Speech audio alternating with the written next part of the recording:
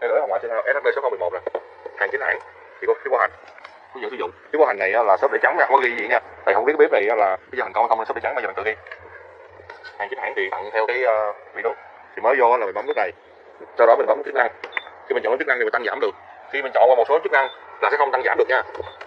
Chức năng sub là không tăng giảm được nha, không tăng giảm được. Mình muốn chỉ tăng giảm thì mình chọn cái chức năng khác thì mới tăng giảm nhiệt độ được. Giống như mình chọn chức năng là không tăng giảm được luôn, mình chọn tiếp chế độ chức năng là lẩu thì mới tăng giảm được. Đó, đây là cái nút điện năng là nó dùng để nó đo điện áp điện nè. Đây là nút hẹn giờ đây, hẹn 1 phút, sau đó mình nút hẹn giờ để mình tắt lại. Đó, rồi khi mình không sử dụng nữa thì mình tắt cái nút này.